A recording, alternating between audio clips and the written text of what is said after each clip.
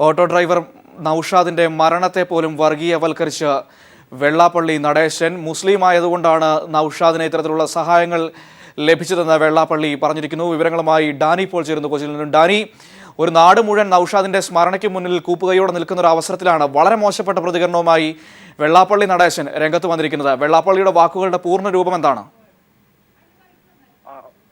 മനു, വെള്ളാപ്പള്ളി നടേശൻ സമത്വ മുന്നേറ്റ യാത്രയുടെ സ്വീകരണ സമ്മേളനത്തിലാണ് ഈ കാര്യങ്ങൾ പറഞ്ഞത്.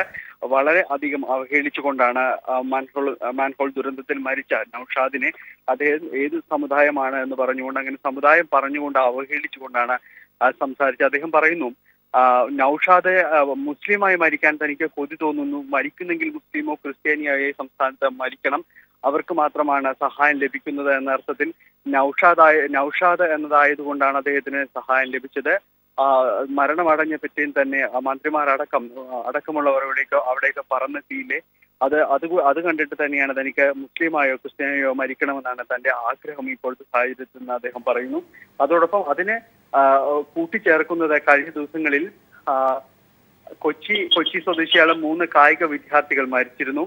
ഇത് മലപ്പുറത്തെ ഒരു ദുരന്തത്തിൽ വാഹനാപകടത്തിൽപ്പെട്ടാണ് മരിച്ചത്. അവർക്ക് ഇതുവരെ സഹായം കിട്ടിയിട്ടില്ല. എന്തുകൊണ്ടാണെന്ന് ചിന്തിച്ചിട്ടുണ്ടോ എന്ന് സദസ്സിനോട് ചോദിക്കുന്നു. അത് 3 പേരും ഹിന്ദു സമുദായത്തിൽപ്പെട്ടവരായിരുന്നു.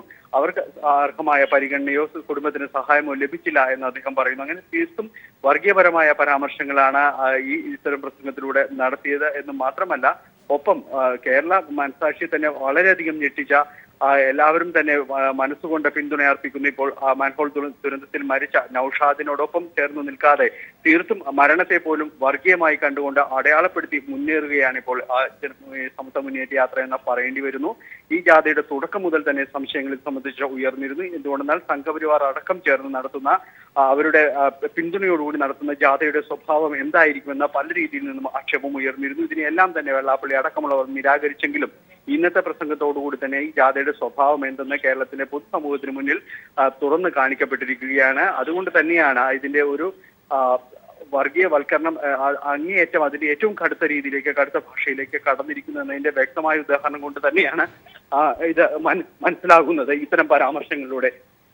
മനു, ഡാനി പോളാണ് വിശദാംശങ്ങൾ നൽകിയത്. നൌഷാദിന്റെ മരണത്തെ പോലും വർഗീയവൽക്കരിച്ച വെള്ളാപ്പള്ളി നടേശൻ. ഏതായാലും ജനങ്ങൾ മറുപടി നൽകട്ടെ വെള്ളാപ്പള്ളിയുടെ പ്രതികരണത്തിന്. അതേസമയം ഞങ്ങളുടെ ക്യാമ്പയിൻ നൌഷാദിന് ധീരതയ്ക്കുള്ള പുരസ്കാരം നൽകണമെന്നാവശ്യപ്പെട്ട് ഞങ്ങൾ നടത്തുന്ന ക്യാമ്പയിൻ ഇപ്പോഴും തുടരുകയാണ്. വളരെ വലിയ പിന്തുണയാണ് ഞങ്ങൾക്ക് ഈ ഒരു വിഷയത്തിൽ ലഭിച്ചുകൊണ്ടിരിക്കുന്നത്. കാരുണ്യത്തിന്റെ വറ്റാത്ത ഉറവയായ ഓട്ടോ ഡ്രൈവർ നൌഷാദിന് ധീരതയ്ക്കുള്ള പ്രത്യേക പുരസ്കാരം നൽകണമെന്ന പീപ്പിൾ ടിവിയുടെ ക്യാമ്പയിന് സമൂഹത്തിന്റെ നാനാ തുറകളിൽ നിന്നും മികച്ച പ്രതികരണം.